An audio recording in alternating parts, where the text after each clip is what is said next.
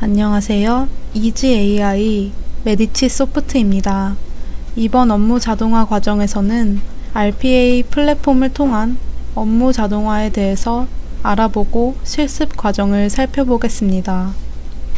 목차는 다음과 같습니다. 첫째, RPA가 무엇인지, 둘째, RPA의 특징, 셋째, RPA의 기대 효과, 마지막으로 RPA 구축에 대해서 알아보겠습니다. RPA는 로보틱 프로세스 오토메이션의 약자로 로보틱 자동화 과정을 의미합니다. 사람이 PC 및 모바일 환경에서 수행하는 반복적이고 정형화된 업무를 정해진 워크플로우에 따라 자동으로 수행하는 소프트웨어를 의미합니다. RPA의 R은 로보틱스로서 사람이 일하는 방식을 모방한다는 뜻입니다. 다음으로 RPA의 P는 프로세스로서 업무를 자동으로 수행하는 소프트웨어를 말합니다. 마지막으로 RPA의 A는 오토메이션으로서 비즈니스 관점의 자동화를 뜻합니다. RPA는 몇 년 전만 해도 입력된 명령만 수행하는 수동적인 로봇에 불과했습니다. 하지만 일을 해야 하는 인구와 시간은 점점 감소함에 반면 22년 현재의 데이터뿐만 아니라 앞으로 다가올 데이터의 폭발적인 증가로 인해 업무의 양은 지속적으로 많아지고 있어 자동화 시스템이 필요해진 상황이 온 것입니다. 기존 RPA는 데이터 기반의 인텔리전트 RPA로 기술을 진화시켜 나가고 있습니다. 현재의 RPA 수준이 정형화된 단순 반복 업무의 자동화라고 하면 향후는 이미지, 자연어 등 비정형 데이터에 대한 자동화 요구를 충족시키기 위해 챗봇, 이미지 인식 등 많은 기술이 접목되어야 합니다. 이미 RPA 플랫폼에서 챗봇을 통한 로봇과의 커뮤니케이션이 가능하며 딥러닝 OCR 기술 검증 및 서비스 제공이 가능합니다. 많은 기업들은 업무 자동화 발전 단계별로 디지털 신기술을 접목시켜 RPA를 지능화하고 적용 가능한 업무 범위를 확대하고 있습니다. 그렇다면 초기의 기본 자동화 과정부터 살펴보겠습니다. 초기에는 매크로 기반의 제한적 업무만 가능했습니다. 사전에 정의된 정해진 작업만 수행을 했습니다. 적용 업무로는 데이터베이스 접속 및 데이터 추출, 그리고 단일 맵, 매크로 앱을 사용했습니다. 초기 요소 기술로는 매크로 스크립트가 있습니다. 그 다음에는 로봇 프로세스 자동화를 보시겠습니다. 로봇 프로세스 자동화, 즉 RPA는 구조화된 규칙 기반으로 사용자 활동을 모방하는 단계입니다. 다수의 외부 활동과 웹의 연계가 가능하고 이에 더욱 다양한 업무가 가능해졌습니다. 데이터 수집, 정형 데이터 쿼리, 데이터 입력 및 검증, 시스템 간 데이터 입출력까지 업무에 적용이 가능합니다. 주요 기술로는 스크린 스크래핑, 규칙 기반 엔진, 워크플로우 등이 있습니다. 다음은 지능형 프로세스 자동화를 살펴보겠습니다. 규칙 기반 실행에 그쳤던 RPA가 데이터 기반 의사결정을 하게 되었는데요. 비정형 데이터 인식 및 처리 학습을 통해 데이터 의사결정을 지원합니다. 가능한 업무로는 이미지 데이터에서 텍스트를 추출하거나 입력하기, 자연어 쿼리, 과거 데이터로부터 룰을 생성시키기가 있습니다. 따라서 머신러닝, 자연어 처리, 빅데이터 분석 등이 가능해졌습니다. 다음은 가장 고도화된 기술, 인지 자동화입니다. 인지 자동화는 프로세스 분석, 개선, 의사결정까지 자동화가 가능합니다. 적용 업무로는 복잡한 프로세스 개선, 예측 기반의 의사결정입니다. 즉, 프로세스 마이닝, 음성 합성, 예측 분석 등이 가능합니다. 다른 기술 이니셔티브와 마찬가지로 다양한 이유로 RPA 구현에 실패할 수 있습니다. 비교적 새로운 이 기술은 업무 프로세스와 기업 문화의 대격변을 초래할 수도 있습니다. RPA가 실패하는 이유, 기업이 이런 잠재적인 문제에 대응해 극복해내는 방법 가운데 일부를 소개합니다. 첫 번째 이유에는 경영진의 망설임이 있습니다. 일반적으로 인적 자원을 대체할 수 있는 기술은 기술이 작동하는 방식, 인적 자원과 상호작용하는 방식과 관련된 질문과 논란을 초래합니다. RPA 구매자, 판매자, 인플루언서, 분석가 등을 위한 지식 포럼 겸 독립적인 전문 단체인 IRPA (Institute for Robotic Process Automation, Artificial Intelligence를 설립한 프랭크 캐세일은 RPA가 실패하는 가장 큰 이유 중 하나는 기술보다 사람이 관련이 있다라고 말했습니다. 캐세일은 RPA 개념 증명 프로젝트 중 절반이 진전을 못 보는데 경영진이 변화에 대한 준비가 되어 있지 않은 것이라는 이유라고 지적했습니다. 그는 파괴적 기술이다. 그런데 대부분은 비즈니스 파괴를 원하지 않는다라고 설명했습니다. 즉, 평가 단계에서 기술이 입증되지만 의사결정자가 RPA 도구를 도입하지 않기로 결정합니다. 아직 도입 준비가 되지 않았다는 단순한 이유 때문입니다. 왜 주저하고 망설일까요? 조직에 따라 다릅니다. 인적 자원에 미치는 영향, 사람이 아닌 소프트웨어의 프로세스를 맡기는 불확실성 등이 이유가 될 수 있습니다. 두 번째 이유로는 부족한 훈련과 교육에서 비롯되는 경우가 많습니다. 직원들을 대상으로 한 RPA 훈련이나 교육에 충분한 시간을 투자하지 않고 지나치게 적은 수의 사람의 의지에 모든 것을 달성하려 할 경우 RPA 프로젝트가 실패할 확률이 높습니다. 기술 위험과 RPA, IT 감사, 컴플라이언스 전문 컨설팅 회사인 프로티비티의 이사 안젤로 플리카코스는 다양하게 많은 사람들이 RPA에 대한 충분한 지식을 갖출 수 있도록 인적 자원을 개발하는 것이 중요합니다. 그래야 효과적으로 자동화 기회를 파악하고 평가할 수 있다고 강조했습니다.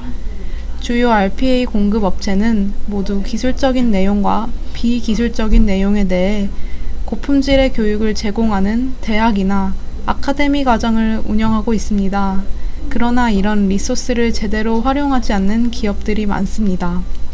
플리카코스는 소수 내부 인재에 지나치게 의존을 하고 이들만 더 많은 지식을 획득하는 데 시간을 투자하는 경우가 빈번합니다.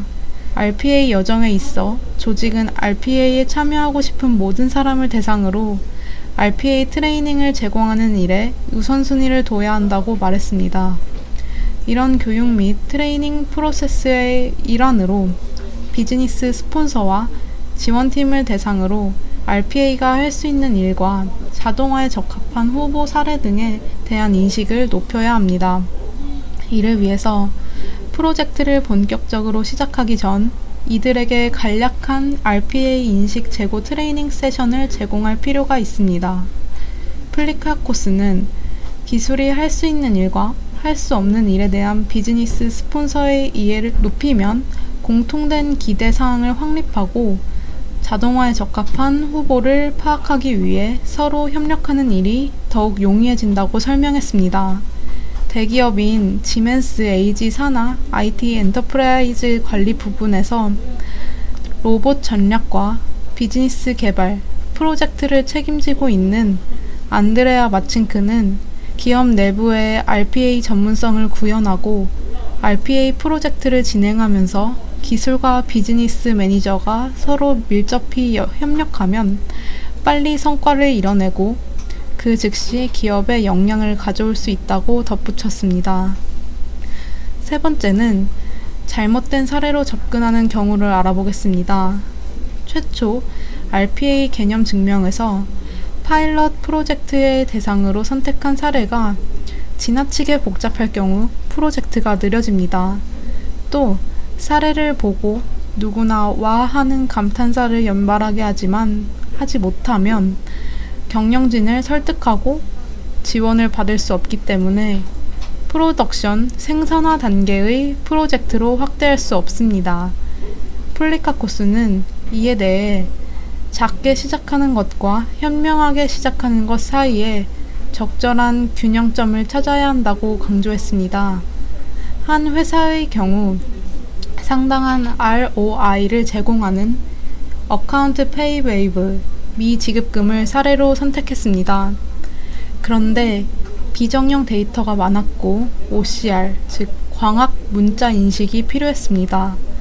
플리카코스는 이 회사는 이런 프로세스를 실현할 RPA 파트너를 찾는데 많은 시간을 투자했지만 결국 RPA가 아닌 전용 AP 자동화 솔루션을 이용하는 것이 낫다는 결론을 내렸다고 전했습니다. 또 반면 비교적 단순한 프로세스를 단기간에 성공적으로 자동화했지만 이 프로세스가 긍정적인 ROI나 혜택을 제공하지 못한 회사들도 봤다고 덧붙였습니다. 재무적 ROI, 효율성 및 효과성 향상, 고객이나 직원 만족도 개선 등 무엇이 되었든 잠재적인 자동화의 복잡성과 혜택 사이에 적절한 균형점을 찾는 것이 중요합니다. 자동화 후보를 충분히 평가하지 않고 서둘러 프로세스를 자동화하려 시도하는 경우도 있습니다. 플리카코스는 모든 것을 자동화시키겠다는 욕심을 버려야 한다. RPA는 망가진 프로세스를 고치는 기술이 아니다. 오히려 그 반대에 더 가깝다고 말했습니다. 자동화를 추구하면서 자동화의 잠재력을 높이는 동시에 효과를 높이는 프로세스 개선과 관련된 큰 기회를 발견하는 경우도 종종 있습니다. 그는 가장 먼저 시도하는 소수의 사례가 가장 중요하다. 이 기술과 관련된 모멘텀을 형성시키는 경우가 많기 때문이다 라고 말했습니다. 네 번째는 IT 및 보안 부서를 배제하는 경우를 알아보겠습니다. RPA는 IT 관련 프로세스에 직접적인 영향을 줍니다. 그러나 일부 기업은 이런 도구를 도입하면서 IT나 정보보안 매니저를 참여시킬 생각을 하지 않습니다. 그러나 RPA 프로세스는 초기에 IT와 보안 부서가 참여하는 것이 좋습니다. 플리카코스는 RPA 기술을 지원하지 않는 IT 부서나 팀은 만난 적이 없다. 그러나 IT 부서나 CISO가 다른 부서가 자신들이 관여하지 않은 상태에서 봇을 구현하고 있는 것을 발견할 때 긴장과 갈등이 초래되는 것을 봤다라고 했습니다. IT는 다른 회사의 전적으로 의존할 필요가 없는 지속 가능하고 안전한 모델을 구축하는 데 아주 중요한 역할을 합니다. 무엇보다 RPA 인프라와 개발한 개별 봇에는 장기간의 유지가 요구됩니다. 플리카코스는 IT와 보안 부서는 프로젝트에서 중요한 역할을 맡아 참여할 때 더 적극적으로 협력한다고 말했습니다. 마침 그는 IT가 비즈니스 요구사항을 확실히 알지 못하고 IT 전문가의 RPA에 대한 노하우가 미흡할 경우 양쪽이 모두 좌절할 가능성이 크다고 말했습니다. 지멘스는 2017년 10월 RPA 서비스를 출시했으며 지금은 전 세계의 직원들이 내부에서 이를 사용할 수 있습니다.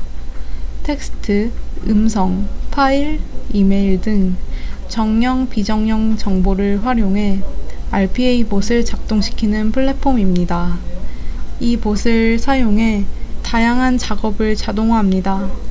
IT와 보안 부서는 RPA 우선순위를 정하는 단계는 물론 이후 지속적인 지원 단계에도 참여해야 합니다. 그녀는 보안은 아주 중요하다. 보안을 통해 프로세스가 조작되지 않도록 만들어야 한다고 강조했습니다. 마지막 이유로는 어플리케이션 개발팀과 앱 개발자를 배제하는 경우입니다. 보험회사인 오남그룹은 공유 서비스 기술 담당 매니저인 렉스 프라이스, 그는 자동화 기능을 개발할 때 관련 어플리케이션을 책임지는 어플리케이션 팀을 참여시키는 것이 매우 중요하다고 말했습니다. 이 회사는 2016년부터 RPA를 활용하고 있습니다. 컨택트 센터의 관리 작업 자동화에 도움을 주기 위해 페가 시스템의 RDA를 도입했습니다. 프라이스는 다른 환경에서 자동화를 실행시킬 때의 피라미드를 이해하는 것이 중요하다. 메모리 누수 등의 문제가 있는 구형 시스템의 자동화를 구현하는 것을 예로 들 수 있습니다. 이런 알려진 문제가 존재하는 구형 시스템에서 데스크톱 자동화를 구현하면 문제가 발생할 수 있다. 자동화가 더 많은 메모리를 사용하면서 데스크톱 타임아웃 문제가 발생할 수 있기 때문이다 라고 설명했습니다. 또 시스템 변경을 관리하는 방법, 이런 시스템을 사용하는 자동화 기술의 변경과 관련해 알려주는 방법 등 변경 관리 프로세스를 잘 정립해 적용하는 것이 좋습니다. 프라이스는 변경 관리 프로세스가 미흡한 상태에서 애플리케이션이 변경되면 자동화에 문제가 발생한다. 그러면 고객이 자동화에 대해 의구심을 갖게 될 것이다. 그런데 자동화가 아닌 소스 어플리케이션 때문에 문제가 발생할 수 있다고 설명했습니다. IBM은 기업의 전체 업무 영역 중 데이터 수집 및 프로세싱 영역, 전문 지식 및 인력과 상호작용 영역 등 약 63%의 기업 업무를 잠재적으로 RPA 영역으로 산정하고 있습니다. 이러한 추세로 볼 때 기업의 RPA 도입은 1990년대 사무자동화 및 ERP 도입과 비교될 만큼 모든 기업에서 필수적으로 도입하는 보편적인 솔루션이 될 것으로 예상됩니다. 가트너, 젠팩트 등 주요 리서치 조직 및 전문가 조직에서 공통적으로 강조하고 있는 RPA 도입의 성공 요소는 RPA 적용 대상 및 적용 로드맵을 명확히 할 것, IT와 비즈니스 협업팀을 구성할 것, 단기간에 도입 성과를 실현할 수 있도록 할 것 등입니다. 방금 전 슬라이드에서 살펴봤듯이 다른 관점에서 RPA 도입의 실패 원인을 보면 경영진의 망설임, 부족한 훈련 및 교육, 잘못된 사례로 접근, IT 및 보안부서 배제, 어플리케이션 개발팀 배제 등이 주요 원인입니다. 이를 종합해보면 최적의 사례를 선정하여 POC를 통해 경영진의 후원을 받은 후 업무 부서와 IT 부서의 협업 TF를 구성하여 긴밀한 협조하에 단계적으로 확장해 나가는 방식이 가장 성공 확률을 높일 수 있는 방안일 것으로 보입니다. RPA 적용 대상 업무 기준을 알아보겠습니다. RPA는 휴먼 에러 방지, 업무 투명성 향상 등 효율성을 극대화하는 것이 목표인데요. 또한 컴플라이언스 대응, 업무 가이드라인 변경 등에 따른 변화 관리가 용이하다는 것이 강점입니다. 따라서 RPA는 다수 직원이 수행하는 노동 집약적 업무, 단순한 규칙 기반과 정형화된 데이터를 다루는 표준화된 프로세스, 월말, 분기말 등의 업무와 같이 업무 처리 빈도가 불규칙한 프로세스, 마지막으로 업무 처리 소요시간 지연으로 인한 병목 현상이 수반되는 프로세스에 적용됨을 알 수 있습니다. 산업별 적용 예시를 확인해 보겠습니다. 우선 은행 및 보험 산업은 자동화 계좌 개설부터 대출까지 굉장히 많은 업무가 자동화된 것을 확인해 보실 수 있습니다. 다음은 소매입니다. 소매업은 재고 관리부터 주문 정보 입력, 온라인 판매와 포스 통합까지 많은 업무가 적용됨을 확인했습니다. 그 다음은 유틸리티 분야입니다. 이 분야에서는 자산 운영 분석부터 자동 일정 처리 관리와 같은 운영 효율성에 관련한 업무를 RPA가 맡고 있습니다. 통신 분야에서는 경쟁기업 가격 정보 추출이나 고객 상담 데이터 수집과 같은 데이터 관련한 업무가 적용되고 있습니다. 의료 분야에서는 전자의료기록 관리, 진찰 기록, 송신과 같은 기록 관리에 접목한 기술이 적용되고 있음을 확인했습니다. 네, 마지막으로 공공 분야입니다. 각종 신청 수속에 대한 대조 검증으로부터의 범죄를 예방하고 공공 프로젝트 계약 관리와 같은 업무를 RPA가 처리하고 있습니다. 이번에는 실제 도입 사례를 살펴보겠습니다. 보험업계는 보험 계약, 즉 언더라이팅을 포함한 업무 특성상 RPA가 가장 강력한 효과를 냈다고 평가받고 있습니다. 보험업계의 경우 언더라이팅과 연계된 보험 심사 등 관련 업무를 RPA로 대체할 수 있다는 점에서 RPA가 각광받고 있습니다. 이미 2018년부터 국내 상당수 보험사들이 RPA 1단계 사업을 완료하고 대부분 2단계 사업을 추진하는 상황입니다. 삼성생명은 지난해 10월 RPA 도입을 본격화했으며 전체 업무 중 50여 개의 업무에 우선 적용해 연간 24,000시간을 절약했습니다. 적용한 업무는 단체보험 신규 가입자 추가 가입 청약 업무 등이 있습니다.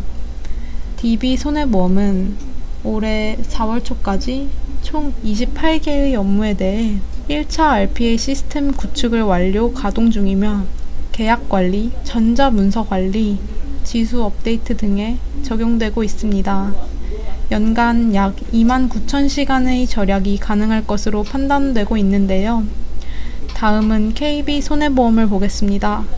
KB손해보험은 1차 사업을 통해 3개월간의 RPA 도입 프로젝트를 진행했는데요. 접수된 아이디어 중 심사를 통해 RPA 아이디어 116건을 발굴했고 이 중 47건에 대해 개발을 진행했습니다. 결과적으로 47개의 업무에 대한 RPA 적용으로 월 평균 약 3,000여 시간을 절약했습니다. 잔여 69건의 아이디어 역시 현업 적용이 끝나면 RPA 활용을 통해 업무의 개선 효과는 더욱 커질 것으로 기대되고 있습니다. 미래에셋생명은 신계약 언더라이팅을 비롯해 보험금 지급 심사, 퇴직연금 등 35개 업무 중 43개의 프로세스에 대해 RPA를 우선 적용하고 있습니다.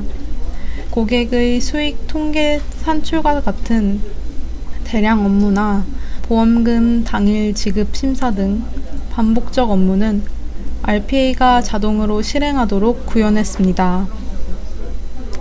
이렇게 다양한 업무를 할 수 있는 RPA가 우리 회사 부서에서는 어떠한 일들을 하는지 아시나요? RPA는 인간 노동력을 대규모로 사용하는 곳과 반복적인 작업을 통해 대량의 트랜잭션, 즉 컴퓨터로 처리하는 작업의 단위 등의 처리 기능을 수행할 수 있는 곳에 적용됨으로써 근태와 급여 관리, 매일 반복되는 인사 관리, 재고 및 배송 등의 공급망은 물론이고 문서 처리 및 발송 등 IT 분야에서도 활용되고 있습니다.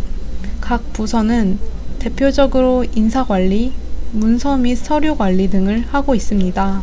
또한 RPA를 적용하기 위해서는 반복적인 작업을 하고 규칙성을 띄어야 하며 명확하게 정의되는 데이터 기반의 업무여야 합니다. 더 나아가 수많은 인력이 다수의 시스템에 접근해 대량의 데이터를 처리하는 업무여야 합니다. 대표적인 예시는 다음과 같습니다. 시스템에 데이터 입력, 파일 또는 폴더 올리기, 데이터 읽고 쓰기, SNS 통계 수집, 조건에 해당하는 규칙 수행, 비교 또는 대사에 관한 결과 조회, 문서에서 구조적 데이터 추출까지 있습니다. RPA에 주목해야 하는 이유는 무엇일까요? RPA를 도입하는 다양한 기업들의 목표는 업무 생산성 극대화입니다. 사람이 직접 처리하는 데 소요되는 업무 시간과 에너지를 줄이고 인력을 창의적인 업무에 배치하여 새로운 부가가치를 창출할 수 있기 때문입니다. 기업들은 RPA를 통해 여러 효과를 창출해낼 수 있는데요. 첫 번째, 반복적 수기 업무 제거를 통해 효율적인 업무 처리입니다. 이는 금융, 제조, 유통 등 다양한 분야에서 활용이 가능합니다. 두 번째, 시간과 비용 절감입니다. RPA는 365일 24시간 업무가 가능하기 때문에 저렴한 비용으로 노동력을 확보하고 불필요한 인력을 줄입니다. 세 번째는 데이터 보안 강화인데요. RPA는 자동화 규칙 및 요구사항 기반으로 업무를 수행하기 때문에 데이터 통제 및 규정 준수에 용이합니다. 마지막으로는 업무의 확장성입니다. 모든 환경에서 작업 수행이 가능하기 때문에 단일 보안 장치를 통해 모니터링 및 제어가 가능하다는 것이 장점입니다. 결론적으로 모든 특징들은 사람이 직접 처리하는 소요하는 업무 시간과 에너지를 줄이고 인력을 창의적인 업무에 배치하여 새로운 부가가치를 창출할 수 있습니다. 이전에는 RPA 도입에 필요한 특징을 살펴보았다면 이번에는 RPA 특징에 대해서 살펴보도록 하겠습니다. RPA는 크게 5가지 특징이 있습니다. 안정성, 정확성, 효율성, 확장성, 경제성이 있습니다. 먼저 안정성부터 살펴보겠습니다. RPA는 민감한 데이터에 대한 접근 방지, 그리고 정보의 인적 오류를 예방해 줍니다. 또한 입력 자동화를 통한 오류를 예방하고 문제를 최소화해 정확성을 나타냈습니다. 반복적인 업무도 대신 처리해 주어 효율성을 향상시켜주는 특징을 가지고 있습니다. 그리고 RPA는 연중 365일을 쉼없이 신속하게 작업에 대한 수행이 가능하기 때문에 업무 작업이 많이 절감되는 신속성의 특징을 보여주고 있습니다. 또한 효율적인 특징을 바탕으로 인건비 감소에도 큰 영향을 가지고 있습니다. 이러한 특징들을 활용하여 기업은 업무 효율성을 극대화할 수 있었고 무엇보다 이로 인해 업무 시간을 크게 줄일 수 있었습니다. RPA 기대 효과 중 비용 효과를 보시겠습니다. RPA는 앞서 설명드린 대로 짧은 기간에 엄청난 비용을 절감할 수 있는데요. 1990년부터 이와 관련하여 많은 시스템이 발전해 왔습니다. 현재 RPA는 비교적 명확한 투자 자본 수익을 산출하여 페이백 기간이 1년 미만으로 단축되었습니다. 또한 기존 프로세스와 시스템에 대한 영향은 더욱 줄어들었습니다. 다음은 운영 효과입니다. 365일 24시간 업무가 가능해지면서 노 엑스트라 코스트로 업무 생산성이 향상되었는데요. 단순 반복 업무에서 벗어나 가치 창출 활동에 집중하여 직원 만족도는 더욱 상승했습니다. 이는 워크-라이프 밸런스 개선을 가져왔는데요. 고부가가치 업무에 집중을 할 수 있고 단순 반복 업무 비중이 감소했기 때문으로 보여집니다. RPA 구축 방법론은 컨설팅 펌 및 솔루션 벤더별로 조금씩 차이는 있으나 기본적인 과정과 단계는 크게 다르지 않습니다. 기존의 SI 시스템 구축 방식과 차이점만 인식하고 있다면 어떤 방법론을 적용하더라도 무관할 것입니다. IBM의 RPA 구축 방법론을 예로 들면 다음과 같습니다. 1단계 RPA 후보 프로세스 중 업무 중요도, 기대 효과, 시스템 현황, 발생 건수 등을 기준으로 RPA 대상 프로세스를 선별하는 이른바 오토메이션 파이프라인을 생성하는 단계입니다. 2단계는 효과성과 용이성 관점에서 우선순위를 정하는 타당성 분석 단계입니다.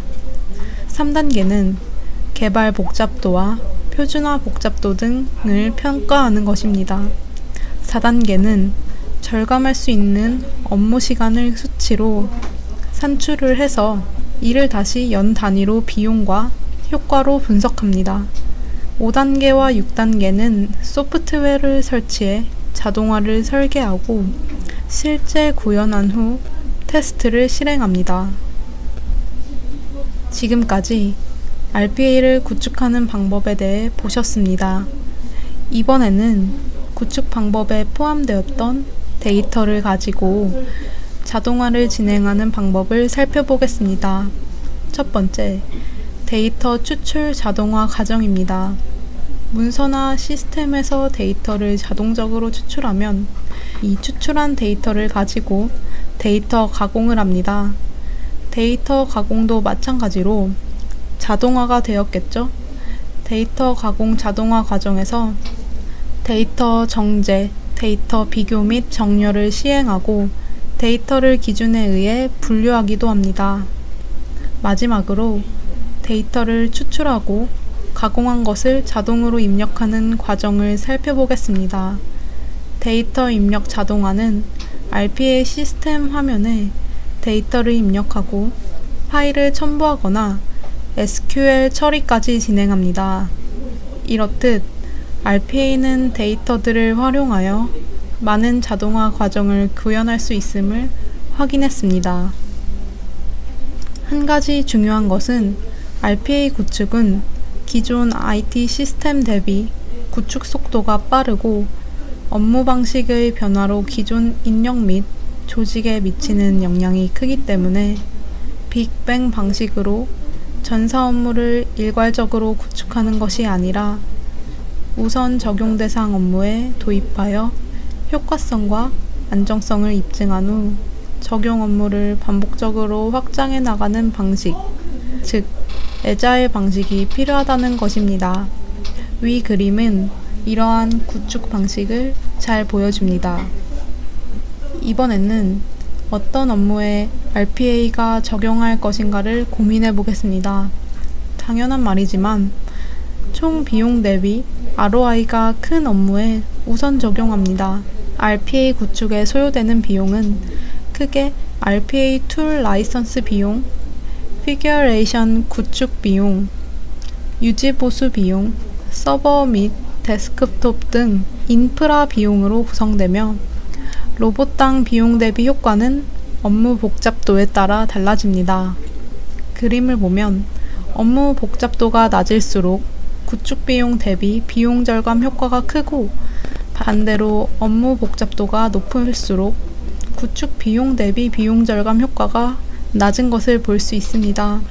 하지만 지나치게 단순 업무에만 RPA를 도입하게 되면 RPA에 대한 경영진 및 사용자의 관심과 참여를 지속적으로 유지하지 못하는 경우가 발생할 수 있어 전체 구축 대상에 대한 로드맵에 따라 구현 용이성과 업무 중요성의 적절한 균형점을 찾는 것이 중요합니다. RPA 서비스는 기술 수준별로 베이직 오토메이션, 인텔리전트 오토메이션, 코그니티브 오토메이션으로 구분됩니다. 베이직 오토메이션은 반복적인 거래나 업무를 규칙 기반으로 프로그래밍하여 자동화하는 것입니다. 다음으로 인텔리전트 오토메이션은 축적된 데이터와 머신러닝 기술을 활용하여 RPA 솔루션의 정확도 및 기능 향상, 비정형화된 데이터 핸들링까지 가능합니다. 코그니티브 오토메이션은 빅데이터 분석과 예측 분석을 활용하여 복잡한 의사결정 처리를 합니다. 현재까지 대부분의 기업의 RPA 구축은 베이직 오토메이션과 인텔리전트 오토메이션의 중간 단계 수준 기술을 적용하여 구축하고 있으나 기업의 수요가 고급 기술로 확장되어 감에 따라 코그니티브 오토메이션 기술 적용이 확대되어 가고 있습니다. 이번에는 네이버가 어떤 기술을 활용해 RPA를 제공하고 있는지 알아보겠습니다. 네이버 클라우드 플랫폼의 RPA 서비스는 자동화 프로세스를 실행하고 운영 및 관리하는 도구인 오케스트레이터를 클라우드화했습니다. 어떤 환경에서나 복잡한 인프라 구축이나 별도의 소프트웨어 설치 없이 로봇 등록부터 배정, 모니터링, 일정 관리까지 한 번에 처리할 수 있습니다. 하나의 통합 관리 콘솔에서 필요한 만큼 테넌트를 추가하고 각 테넌트별로 독립적인 로봇을 등록해 업무 영역을 분리해 효율적으로 자동화 환경을 관리할 수 있으며 시스템 운영 중에 언제든지 원하는 규모로 유연하게 확장할 수 있다고 합니다. 또한 등록된 로봇이 실행된 시간에 대해서만 비용을 지불하면 되기 때문에 경제적입니다. 클로바 AI 서비스와 연계한 차원 발전한 RPA의 형태인 하이퍼 오토메이션을 실행할 수 있습니다. 클로바 AI 콜과 RPA를 연계 활용한 고객 센터를 운영할 수 있으며 클로바 OCR을 연동해 영수증이나 사업자 등록증 등의 문서 처리를 자동화할 수 있습니다. 이 외에도 네이버 클라우드가 제공하는 주요 버티컬 솔루션의 워크플로우를 RPA 기반으로 구성 가능하다고 하는데요. 네이버 클라우드는 기업의 업무 시스템 및 제조, 유통 등 분야를 시작으로 금융, 공공까지 RPA 서비스 활용 분야를 점진적으로 확대해 나갈 예정이라고 설명했습니다. RPA 도입이 일반화를 넘어 고도화하는 단계인 금융 분야에서는 비대면 계좌 승인, 외부 사이트 신용 등급 조회 및 보고서 작성 등 단순 반복 업무를 빠르고 정밀하게 수행해 줍니다.